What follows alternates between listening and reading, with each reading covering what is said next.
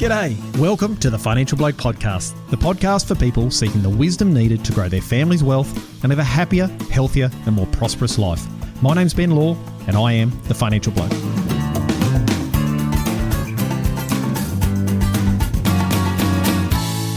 Success means different things to different people. For some, it's a money thing.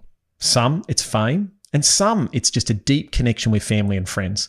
But maybe for you, it might just be enjoying the journey of life.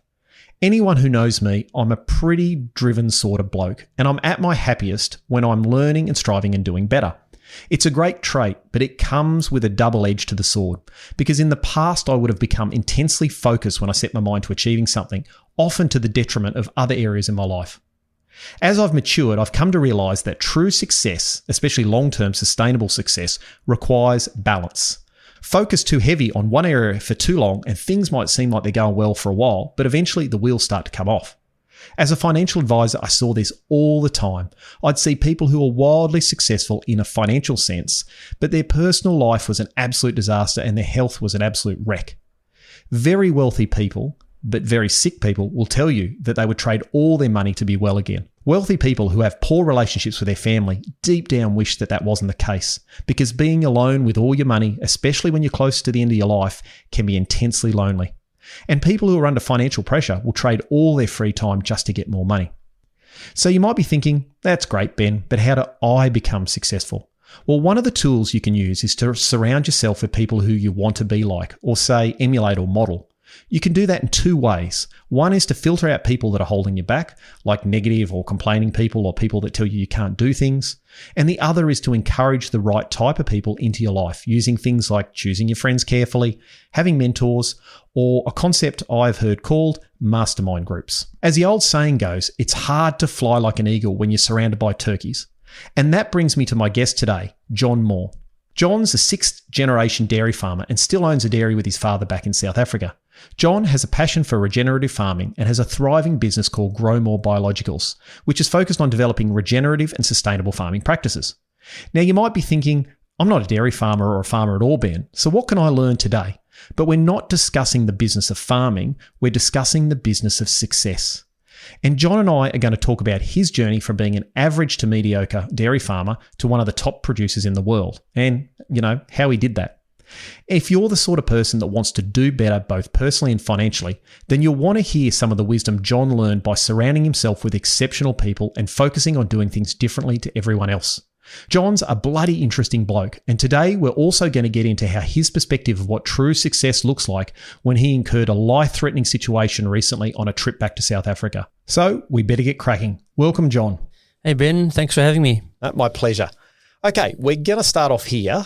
You're a sixth-generation dairy farmer, if I've got that right, and You took a dairy farming business in South Africa from struggling to one of the top producers in the world. Can you give me a little bit of a history on yourself, John, and also what the hell happened for that to occur? Thanks, Ben. Yeah, look, as you said, I've been in agriculture, as has my family, for 6 generations. I'm South African. We have a family farm on the east coast of the country, very similar to where Toowoomba would be from Brisbane. And it's inland, and we've been there since the mid-1800s. My grandfather and dad farmed permanently, as did their ancestors. And I was born and bred there. I went to school and then did an ag degree and came back to the farm after a few years of travel and started off really just following in the footsteps of what was traditionally and had traditionally been done on the property. And that was mainly dairy, beef and crops in varying sizes and stages of the evolution of the property. When I got back in 1992, I think it was, we started taking a strategic direction to move the dairy into more mainstream. It was only milking 60-odd cows back then. And as you alluded to just now, right now we milk nearly 1,000 cows. So the growth was over those years was quite dramatic, and all the other stuff that went with it was obviously had to follow to make that work. But yeah, we obviously had our struggles during those years. We've had droughts, we've had floods, we've had everything in between, and just a big learning experience. And so dairy farming, as everyone knows, is one of the toughest games to be in the ag industry, price takers, and it's the vast majority of dairy farmers are gone these days. So when did you get to the point where you started to think we need to do things differently rather than what everyone else was doing? Yeah, good question, because I think what in the early days when it was suggested, or probably maybe I was suggesting it to myself that dairy would be an option, it was a stupid stroke terrifying proposition because the industry was a shambles. There was no money in traditional dairy, and there were more dairy farmers going out the back door than coming in the front door. So it all actually took place. I was part of a group of really progressive people. It's a company that's actually originates out of Australia, RCS, Resource Consulting Services. They had a group of people working together in South Africa, which I became party of. And one of the guys in my group said, why don't you investigate the possibility of growing the dairy business, in the family business? And I kind of looked at him and thought, gee, that just looks like hard work, chaining myself to a business where it's 365 days a year and everything at that stage is pointing towards just corruption and nothing happening in the industry. So basically, yeah, look, I investigated it. I'm always proactive on change. So I looked at it, and there's absolutely no way at that stage I could get what I saw in front of me to become a productive dairy, until the same person one day challenged me very directly and said, you just haven't looked beyond the borders of your farm. And I said, what do you mean by that? And he said, well, you've got a neighboring farm that has access to a massive national dam less than 2 kilometers away. Why don't you buy his farm? And they were probably older generational farmers than we were. They'd probably been there for 7 generations. So anyway, long story short, I approached them, and within literally months, we had signed a deal and bought that property, which gave me access to unlimited water to pump up to pretty much unlimited high-quality agricultural country. And that's really where it came. It came from an external challenge and an external perspective on my own business, which I couldn't see while I was in it. And so you ended up with something what's well known in the business industries as a mastermind, wasn't it? So yes. Essentially the mastermind is surrounding yourself with a group of people that are trying to achieve a similar sort of objective. Was that something that you sought out? So in other words, you said, I need to surround myself with better people, or did you just accidentally fall into it?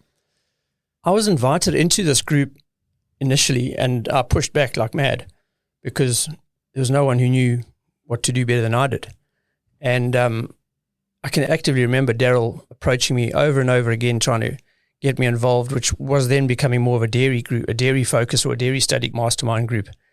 And I was just pushing back simply because I didn't have the information they were looking for. They were looking for financial data and production data, which we had none of.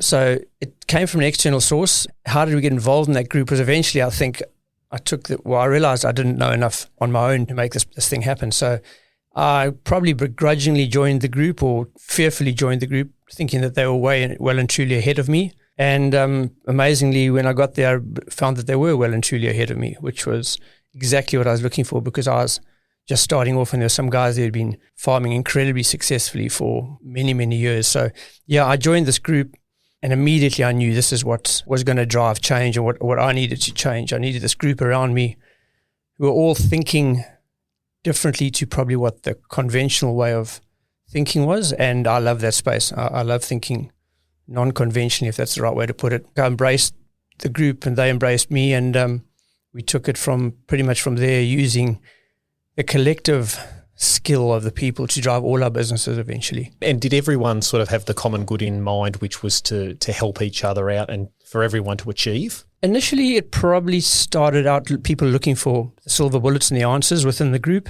I personally believe very quickly it turned to a self-help group where we learned together, and we took it beyond that. We took it beyond the boundary of just the group. We traveled the world extensively with the group together, or individually, but mostly with the group. So we traveled to New Zealand and Argentina and Scotland and looked at all the best practices around the world, because at that stage we also realized just the isolation we were working in, even as a group, there were bigger and better things going on. So we sought out best practice literally from the rest of the world and imported that where we could into our businesses. And I suppose you could say the collective group of 15 or 17 farmers in that group follow a very similar pattern. And if it's not broken, don't fix it. And then I think it's interesting, this is not a dairy farming thing or an agriculture thing, it's a whatever business you're in. I had a mastermind when I was in the financial advice business, where I had a group of people I used to meet regularly with. We used to talk about where we're at, what challenges we've got, and it motivated me intensely to do better.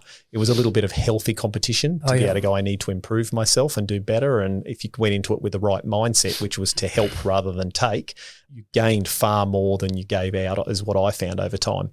Absolutely. And this group, I've been involved for at least 15 to 17 years, I think it would be now. They were going before that. And it's an open book policy. So we know every single month, the consultant or mentor, Daryl, who manages this group, who's not a farmer, he publishes every single one of our financial and production data statistics. So I know every month what the other guys' drawings are, what the other people's production looks like. And that's what that healthy competition looks like. You're not challenging it for the sake that he's richer or better or cleverer. But when his numbers show yours up for something lacking potentially, well, I certainly interrogated that and managed to work out, well, my cost of labor was 3 times what yours was. What are you doing? And the group became that open that they shared that. So basically our costs are very similar now because we've all used that sort of collective wisdom to drive them to where we need them to be. Not focusing on the pride. The big thing that we learned, or I certainly learned early on, is not focusing on what you could control, not what you couldn't control. So how important was surrounding yourself with people that wanted you to do better as well as themselves, and surrounding yourself with top quality, good operators, shall I say? I think it's absolutely critical. I see all the time people working in isolation and working in what I call silos, where they don't have that collective information and they don't have that collective passion, I suppose, that a group generates in the energy. And I don't know how it's possible to get to the top, if that's where you want to be, without a group of like-minded people feeding in there. It just is less painful, it's more fun, and it's a hell of a lot quicker to go where you're going when you're taken in a group. There's a saying I wrote down: intelligence is a community of knowledge.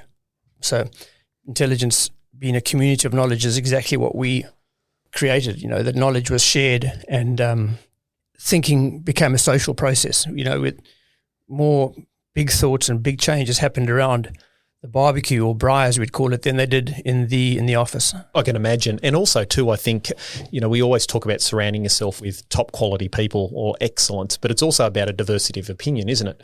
You want people who think differently, have a different opinion to you, they can challenge you, they can ask questions, and maybe you're right and it validates the theory or the hypothesis you have, but maybe you're wrong. And it's a much quicker way to do that, working with other people, than trying to figure out yourself over the long term. Yeah, and I think the one word that sums all that up is trust. I certainly believe that group has unwavering trust in each other and with each other. And you build up that trust over time, where it's not about, or maybe I am wrong. I probably definitely am wrong. And if I don't ask some good questions, I'll probably remain in that position. And someone said to me, nobody understands, but that's okay.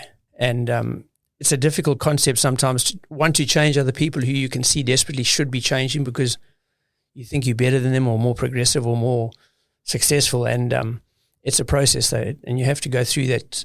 And why not go through it with a group of people who become your basic sounding board for not just the dairy business I ran, but, there were guys there who are well and truly involved in share investing, which I've embraced, and I now have a lot of my wealth in shares. And there are other people who are well and truly ahead in property. And we learned from those people, brought experts in. So that's been very much has shaped the way I've created what I have over the last sort of 15 or 20 years. And that confidentiality is a really interesting one, isn't it, in competition? I mean, being a business owner myself and also growing up in the land, there's the propensity for people, say farmers, to look at other farmers as their competition, business owners, other business owners as their competition. So rather than seeing them as colleagues and people to learn from and help, there's this sort of an underlying tone of they're the competition, so we need to keep everything quiet, and they can't know how well we're doing or not doing, etc. How did you get over that in the group, John? And did you get over it, I suppose? Did you get over it in the group to build that trust, and how did you get over it?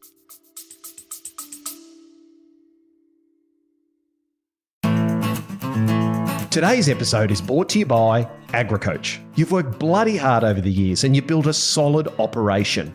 But as your children grow up and start their own journeys, you're beginning to think about the next 5, 10, and even 15 years, and how to keep driving the business forward and ensure a smooth and successful succession plan. Preparing the business, preparing the next generation, and preparing for your eventual retirement all requires a solid plan and a proven process. Unsure about the right steps to take? Head on over to agricoach.com.au/webinar to learn more about our Succession Proof Your Family webinar. AgriCoach, aligning families, growing wealth, and protecting legacies. And now, let's get back to the episode.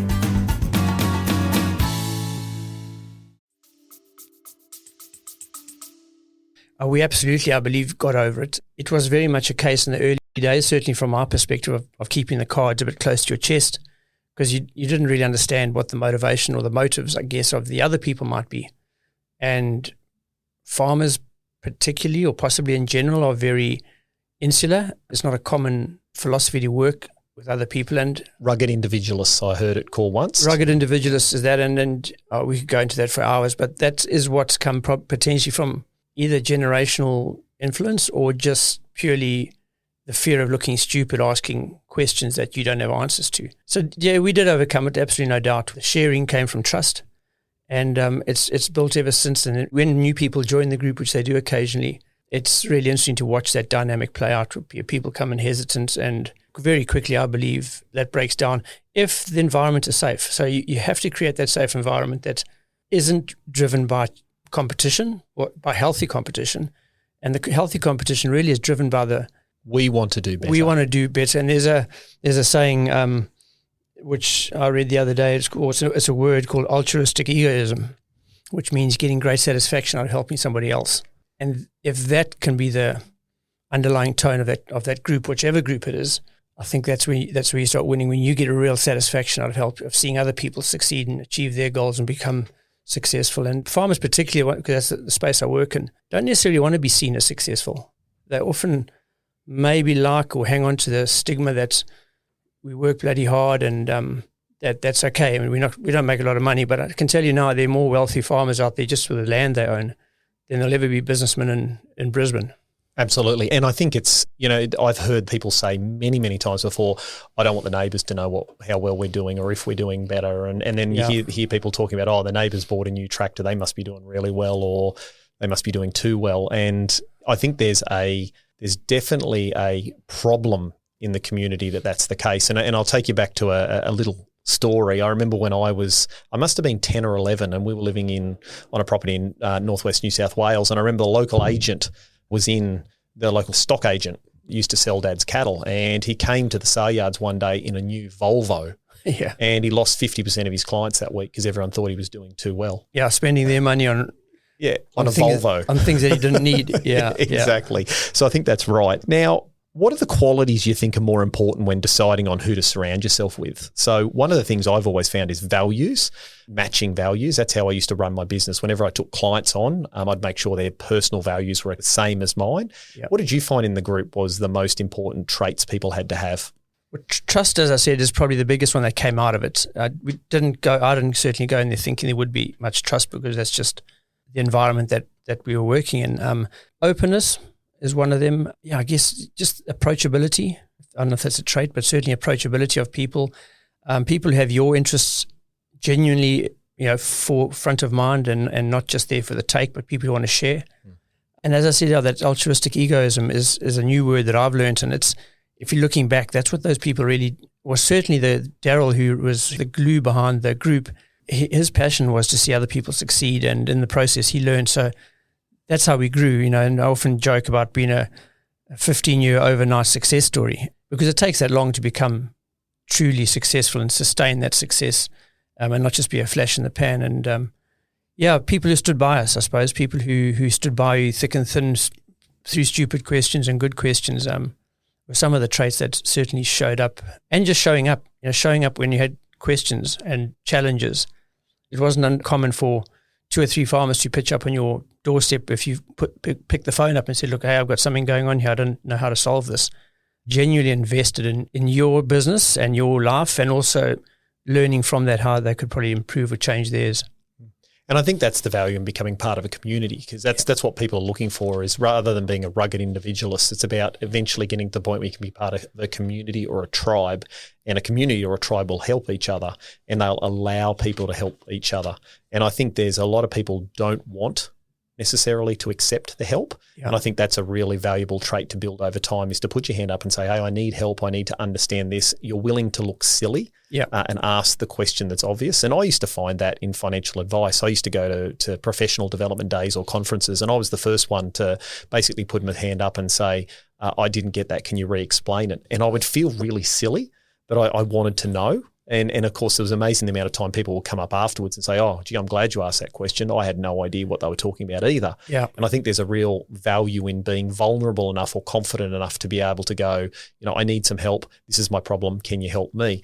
But on the same side is being respectful enough and helpful enough that if someone comes to you with the same question or the same things, is to treat them with respect and try and help as much as you can. Yeah, and we had a sort of an unwritten understanding, agreement, whatever you want to call it, that in the group, there were a couple of pillars, and I guess they were education, which was critical, but you can become a professional conference goer.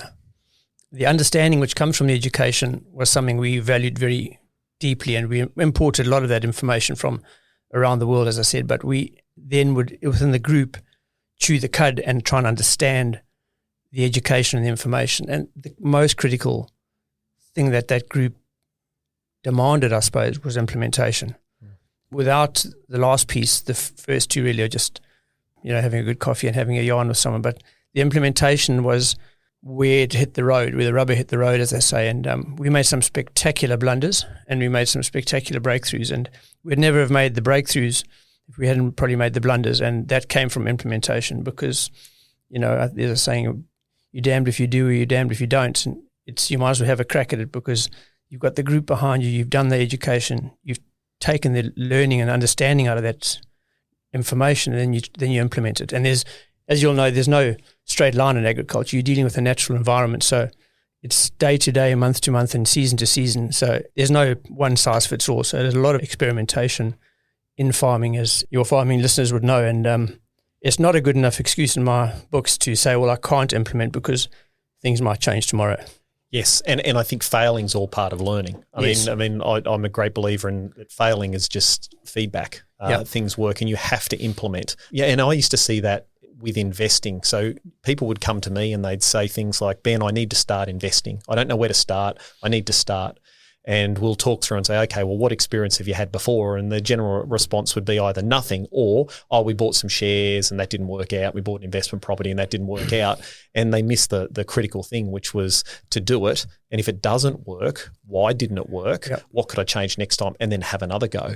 Too many people get that first kick in the guts or that first failure or feedback, and then they just stop. Or they stop for a long period of time. And there's no way you're going to learn doing that. And I'm guessing from a mastermind, what you get is you get to see everyone else's lessons. Yep. And then you can say, okay, well, John tried that. This didn't work. This is what he did and it did work. Well, I'll start there and then I'll go start testing. So you're going to move forward so much quicker and learn so much quicker than if you were just trying to trial and error it on your own. Exactly. And I think we'll talk about it just now, but the work I do now is exactly that. I've taken this 15-year overnight success story. When you look at it, it's impossible to achieve when you see the numbers.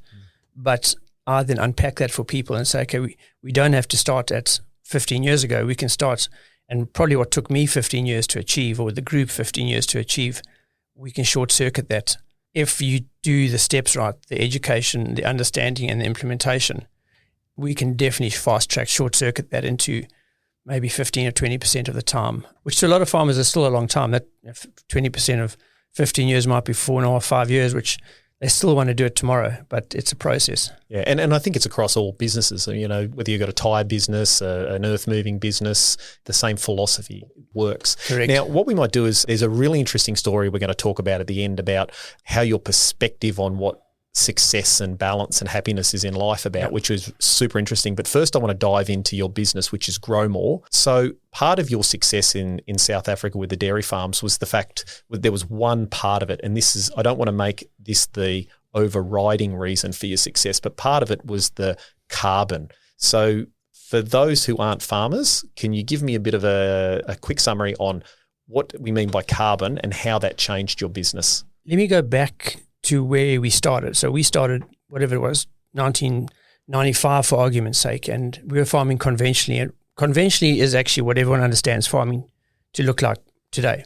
So we'd be planting a pasture, which is grass, and we'd be pouring on a synthetic fertilizer, which is made in a factory, and it's basically condensing three main elements that plants use abundantly, putting in a bag, and we spread that on the pasture, which has all conventional education, even my uni education, and still today will propose that that's the way to grow things. There were a lot of things we didn't know. So there's a heck of a lot of stuff I didn't know. I believed that doctrine to be the way to do it. I didn't even know there was an alternative way.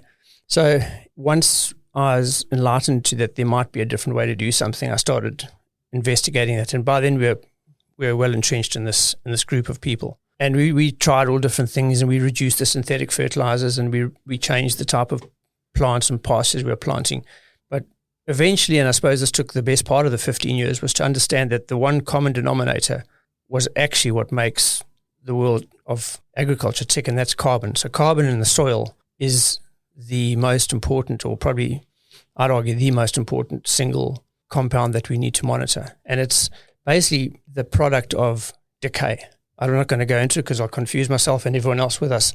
But it's really the process of decay, and that comes from a natural cycle of nature, growing something, using the energy from the sun, creating sugars, which creates the plant, which then creates the milk or the beef or the mutton we eat out of the animal. And then there's a portion of that sugar which is not consumed by an animal, sugars or energy, which is then redirected into the soil, basically to keep the cycle going. So it's your organic matter going back into the soil? It's your organic matter going back in the soil, possibly. There's no natural wonder in the world that's ever had fertilizer put onto it. The forests, the Great Plains of Africa, America, Australia, they've never had synthetic fertilizers, chemicals, or anything else put on them. And look how they grow. They grow in absolute balance and absolute perfection. So when we understood that the common denominator was carbon, we started focusing and learning again to understand what it was that we could do or had been doing, number one, to wreck it, and number two, what we could do to improve it. And nobody else at the time was thinking about that. It was all about how do we get a better price for our product? How do we lower our input costs? Where you looked at it differently and said, okay, well, where's another area we could add value? And then you found that had a huge impact on your profit line, didn't it? It did. I suppose carbon was always in the background. There were definitely, by no stretch of the imagination, that we were the first people ever to consider it, but it's always been there.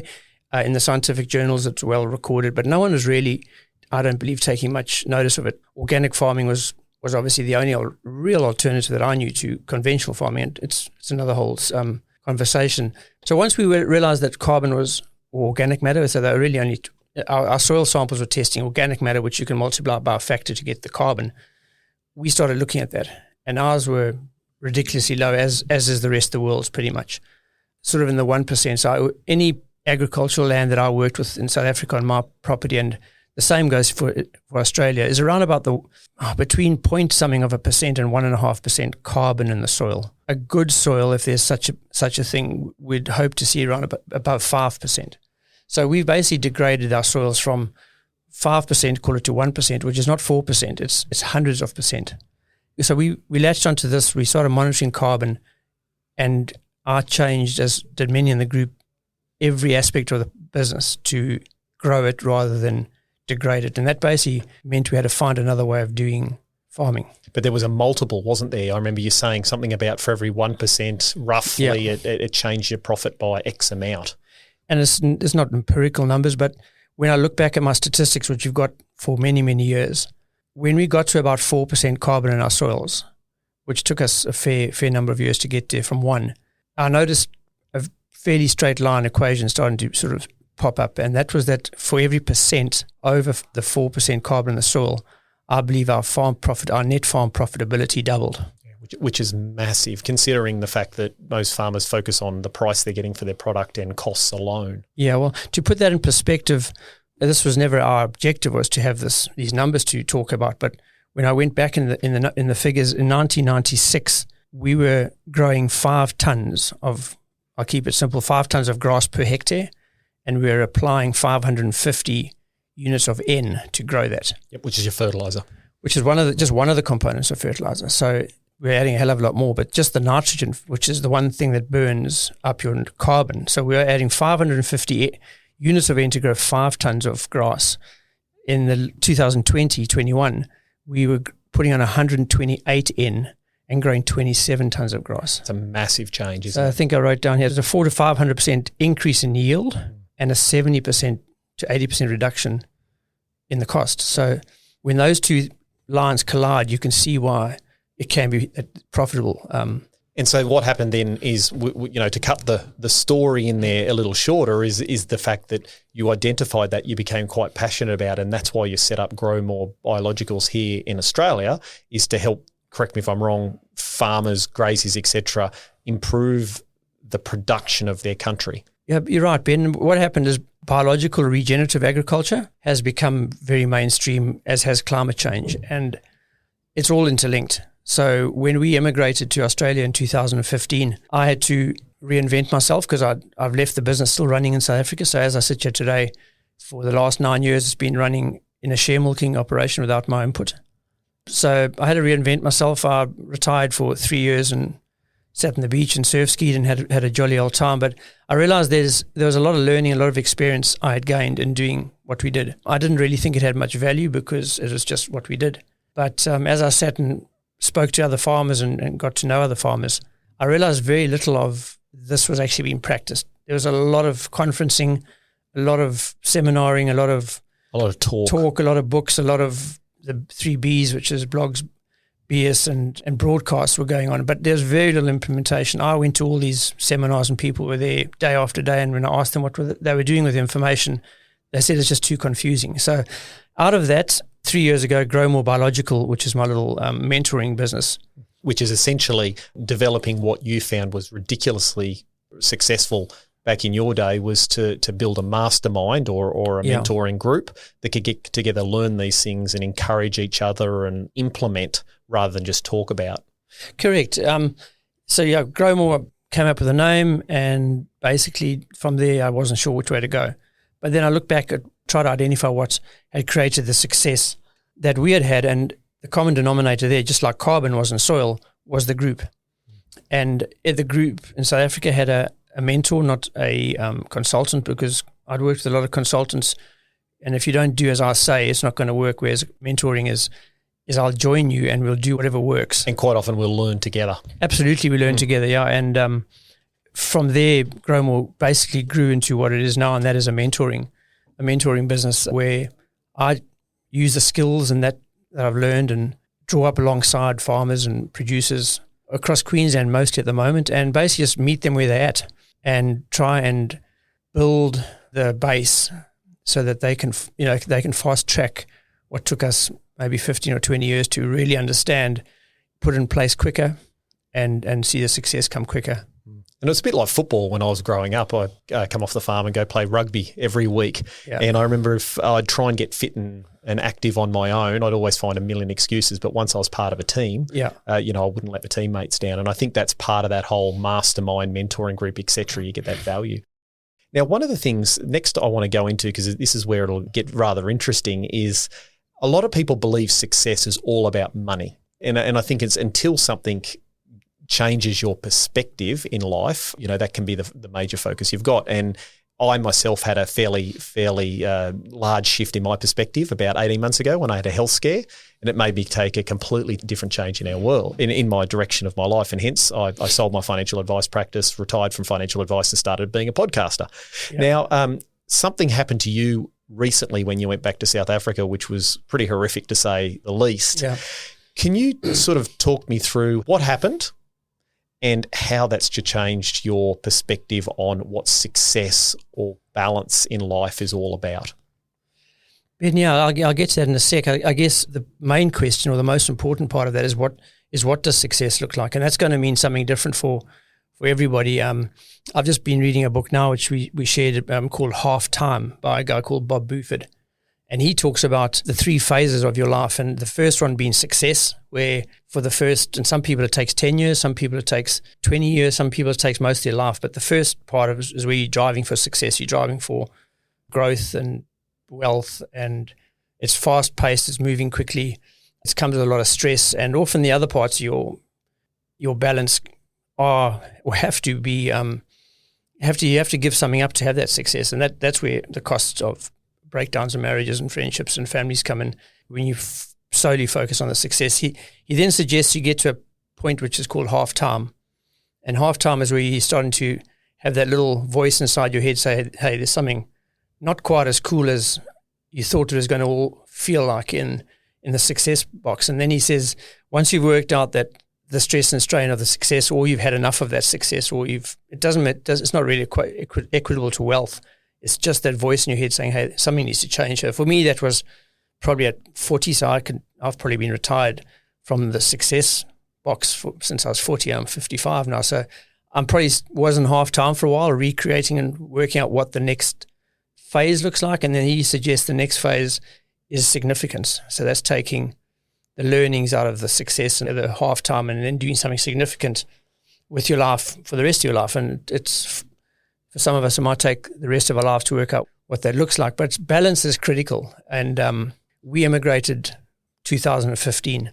South Africa at that time, and still is a fairly violent place. You know, the first 4 months or something of this year, when I look back after what happened to us in November, I think there were 5,000 people murdered in the first 3 months, or the 3 months around when our incident took place. So when we took the decision to leave home, which is a big decision, massive decision. It's not just home, it's where you've lived, it's where your family is, it's where your business has been, it's where all your memories and kids are born, all that kind of stuff. When we took that decision to leave, it was taken purely on the fact that nothing till that point had ever happened to us.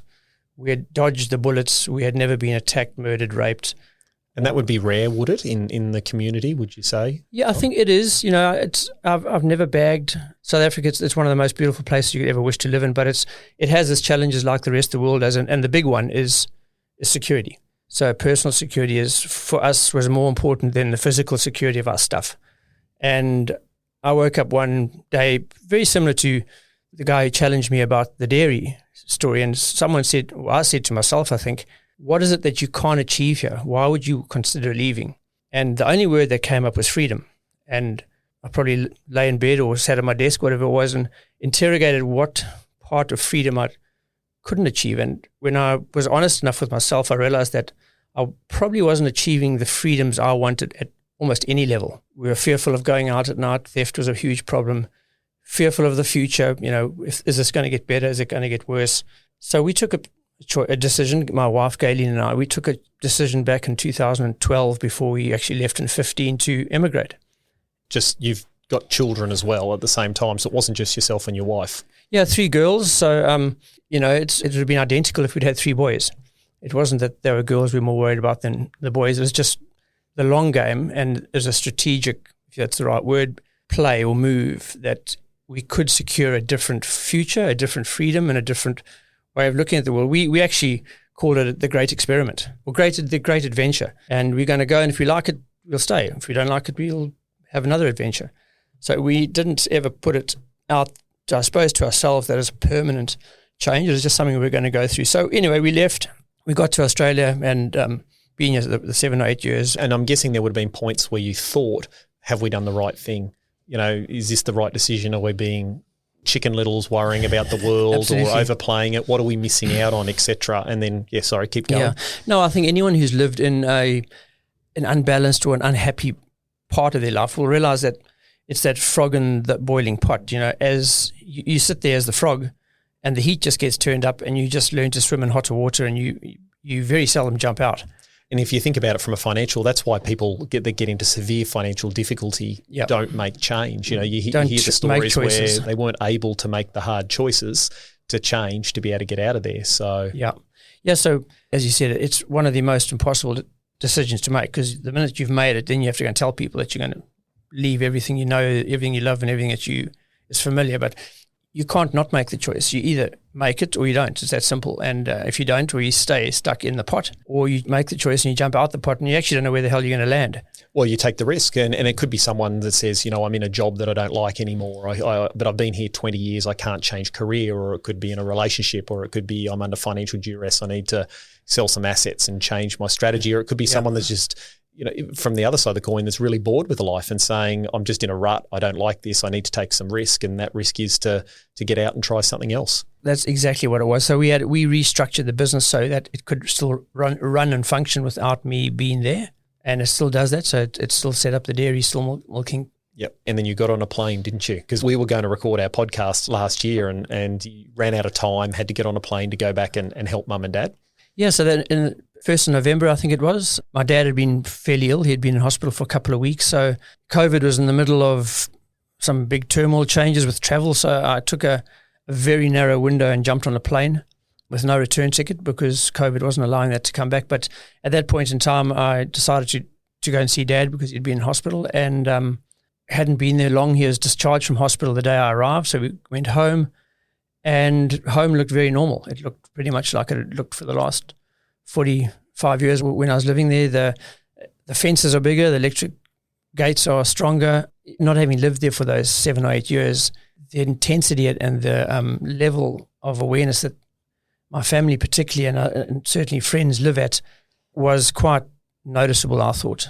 Living in Australia, I've managed to break down those kind of fears, walls and anxiety, and we live in a much different headspace to what you need to live in, a place where a wrong move can cost you not just your car but your life. And unfortunately, on the 8th of November, I think it was, we're sitting after having had coffee on a very normal evening in Mum and Dad's house, and Mum opened the door to let the dog out, and before I knew it, 4 armed guys were on us with AK-47s in the lounge.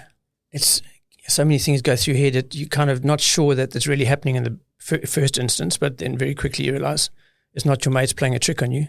And unfortunately, that is, as I said in the beginning, that's the simple reason the only reason we could find to leave the country back in 2012-13 was we never wanted this to happen to us. And the inconceivable part for me was, and here I am sitting in a 1-week slot visiting people facing the exact thing that we had spent all this effort and all this time and all this emotional stress moving away from, and bang, I was right back into the middle of it.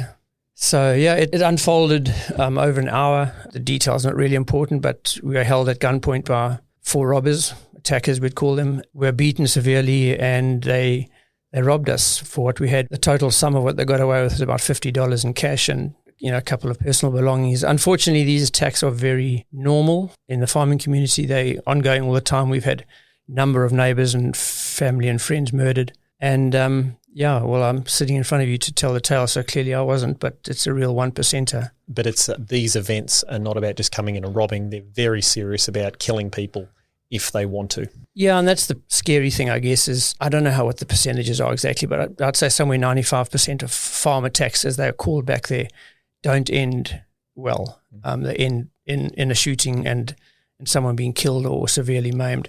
So, yeah, to get out of it like we did, I don't know if it vindicates, if that's the right word, what we did. It certainly reinforces. It reinforces when you look back that it's not just a fairy tale. These things really do happen. As I said, in 6 generations, nothing had ever happened to us. So the complacency, I suppose, that you live with until it does happen is real. Number one, the complacency, and number two, the incident is also that real. But the people who haven't got the ability to remove themselves from those situations, their defenses really just have to go up. Their options of getting away from it are limited. So it's a very strange thought and process that's kind of I'm going through at the moment, trying to work out how it all fits, and time will tell. But yeah, as I said, again, coming back to the beginning, is what gets that community through that is the community and the people around you. And it's similar to the support I had back there and also here. And I think there's 2 things there. Is having a community is really important. And I know my dad went through the drought down in New South Wales over a couple of years, and I know one of his mates, they used to ring each other every morning and have a chat just when it was its absolute worst. And I think that was what kept them sane. But I think the other thing is those sorts of events, like what you went through. And I just want to be clear that it was far more violent and aggressive and life-threatening than it sounds like from what you've said today. And it obviously has an impact on your perspective. So how has it changed your perspective on, I suppose you'd say, success and life now, John? It's reinforced to a large extent what I've always wanted and what I always believed to be what success looks like. And that's some kind of balance, not just the business, obviously, and the success of money and esteem and all that. And it does make you reassess where you're at and what you're doing. And obviously the cliche would be to say how much you value your family and your friends and your things around you. But I've always done that. And I think a lot of people do. I'm not unique to that. But it just makes you go back and open the book that says John's personal vision for the next 20 years. And it makes you look at that. And out of that, hopefully what I'll have learned from that is not just to go back to the old me, but actually enact and make those. And I've got some of the ideas, in front of me here. I'm busy actively helping my kids invest. So that was always been something. It says, my personal vision says, I am an inspiration and mentor to my maturing family. And I looked at that when I came back with, not because I wanted to, because I'd had this attack, but simply because I needed to look at other things in my life and see what I could go to find some support and comfort. And the one is helping other people. And that's that altruistic story I was telling you just now. That is where it comes in. That egotism is helping other people heals you. And the more I do that, the better I feel about myself and what's happened. And it's probably the simplest way that I'm finding to find comfort and space is to help other people and worry less about what I need. And sometimes our stories too and our perspective can help other people change perspectives on their world. If I look at the complaints that I hear in Australia about, where we live, I won't even go into all the reasons, but when you contrast that with the complaints that people have in South Africa, it's a completely different world. You just can't even think about it. And so that's why I quite often find South Africans find a lot of success in Australia because they're willing to take risk. The risks we face a lot of times, especially when we take risks in our life, and I'm not talking about skydiving, I'm talking about professional risks, investing risks, career risks, etc. Is in a lot of times it's more about a injury to your ego than anything. That's the major risk, is that you try something, you fail, and then you have to tell people you failed, or you have to tell yourself you failed. And I think that's what I love about the South Africans. They're always willing to have a go, and the risks they see that we worry about are just absolutely minuscule. Yeah, I think that is true, and yet it's the reality that different people in different continents and different towns and communities and live in, and your perceptions and my perceptions are quite different. As I said earlier, when you are in that environment, which let's just use the South African context, you just make plans and you live differently because the environment demands it of you. And you can be ridiculously successful in that environment. It's just not the same as the one that we find here in Budrum. And it's almost impossible, if not definitely impossible, to ask someone to be in your place to understand experiences you've come through. But I do believe, and it's one of my great challenges in working with Australian farmers, is that there's a lot of support. And I think the support I'm talking about is financial. There's a safety net under you, which is great. That's the environment I'm in. Those are the rules of the game. You can't play soccer with a rugby ball. But it also stifles what you mentioned just now. I think progress and risk-taking can be stifled by the fact that you don't have to, because there's a net under you. Whereas many other parts of the world, there's absolutely bugger all below you except a big hole, and you've got to sink or swim. Yep, and you've got to take action, as you said before. Yeah. And it's interesting. I've had the privilege of talking to a number of people that have been at, let's say, the end of their career as such, or at the end of their life, who've had a modicum of success. And it's interesting. One of the common themes that comes through, the first one is I'd wish I'd spent more time with my family and friends. Yeah. So I wish I'd invested more time. The extra hours I spent at the office, or the extra hours fencing or laying pipe if you're a plumber, whatever it might be, I wish I'd invested more in family and friends.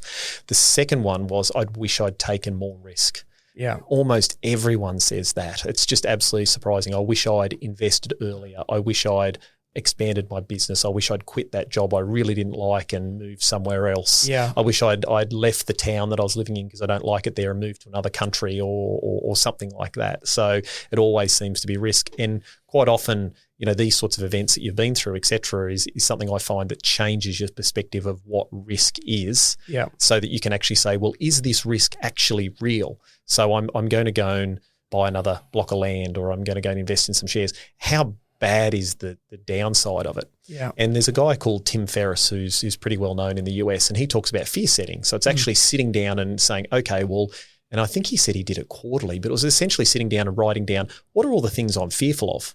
Yep. And am I fearful of failing? And what does that mean? So what does it look like? And is it actually a real fear, or is it just the reptile part of my brain just overdoing it? Overdoing it, yeah. And because I think a lot of the things we actually sit down and worry about and are fearful about aren't that actually big a deal.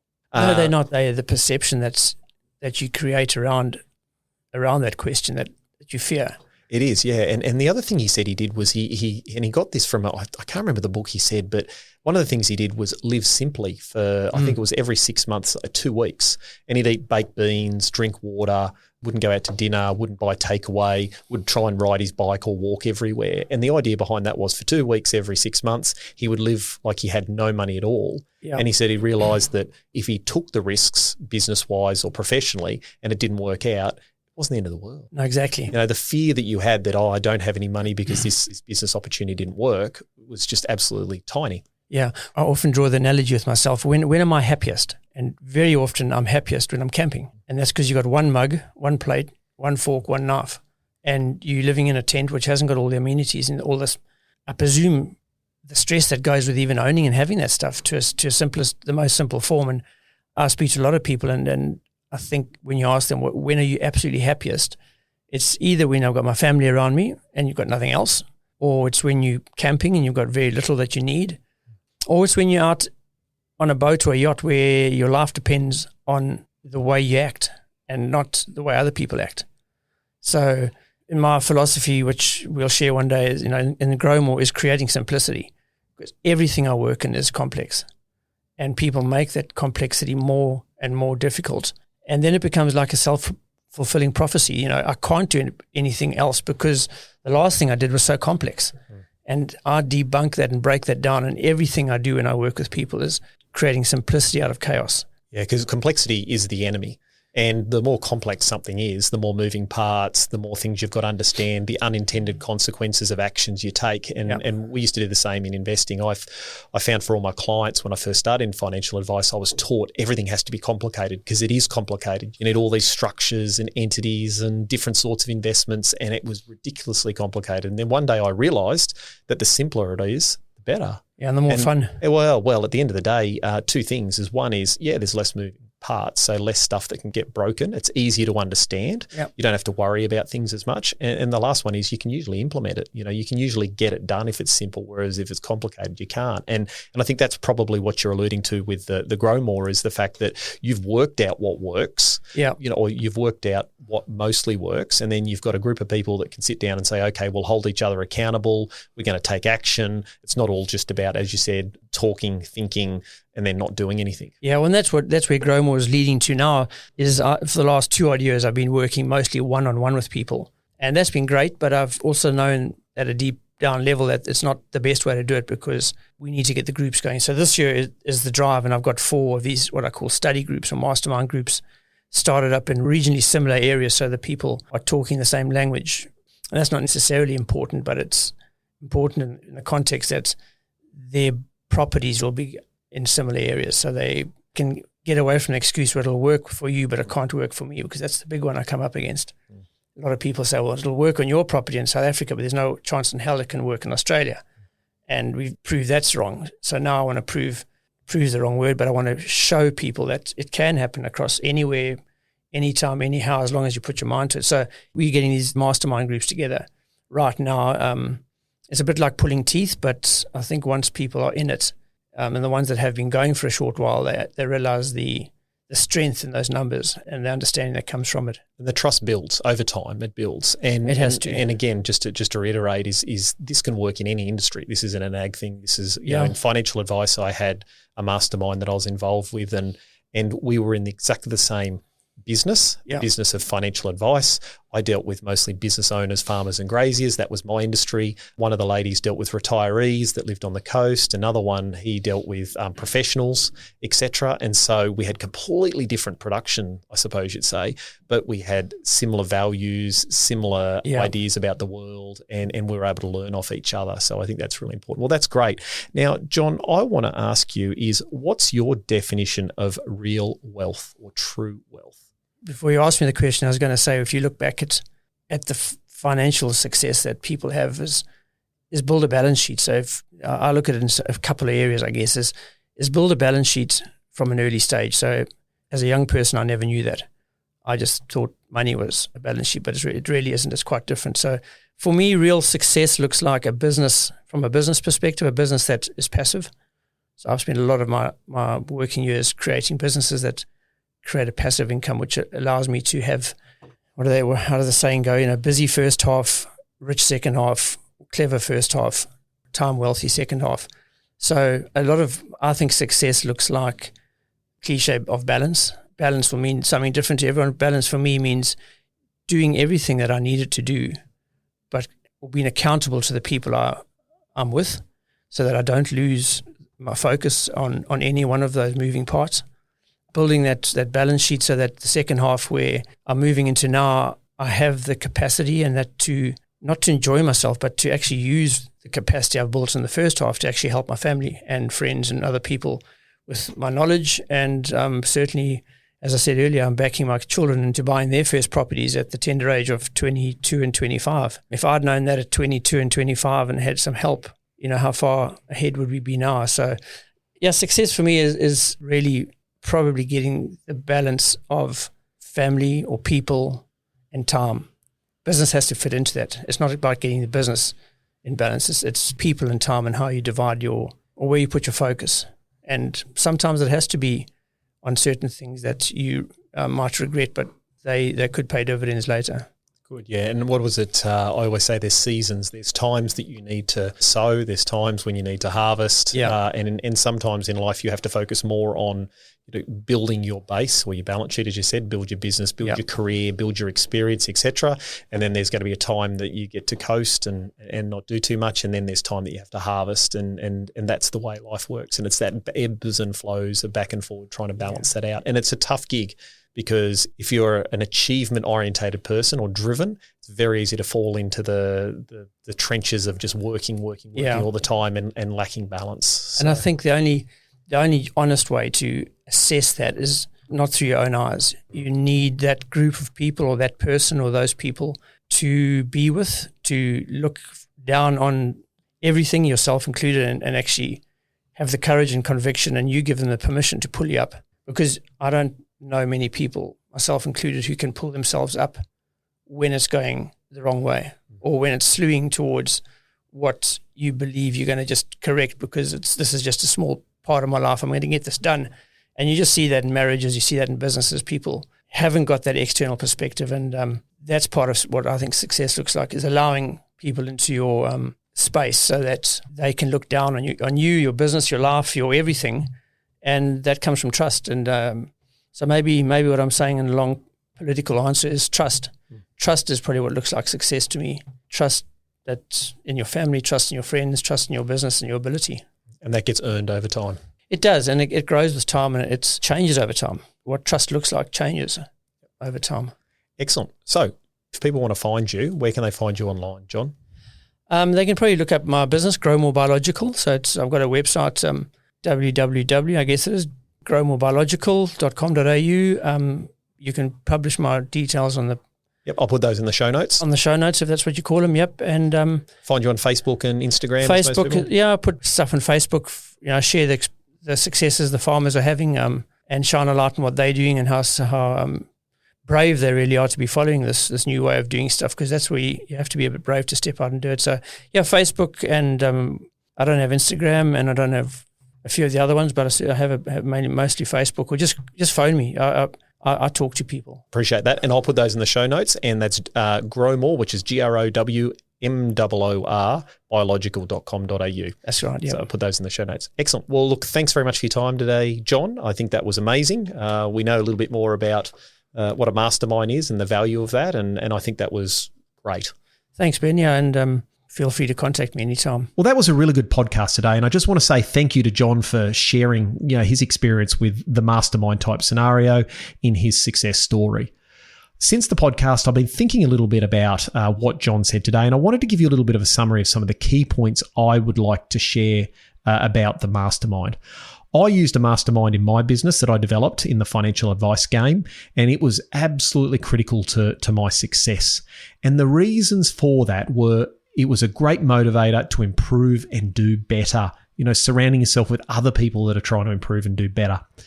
I got to share the wins and also the losses with everyone. So the wins were really good to amplify the feeling of success, and the losses were really good to be able to talk about what went right, what went wrong, and then problem solve it so it maybe wouldn't happen again, or share that with the rest of the group so that they wouldn't make the same mistakes, and vice versa. When they shared their wins and losses, I was able to take the lessons from those and implement them in my way into the business. Next, it got a real diversity of opinions and ideas.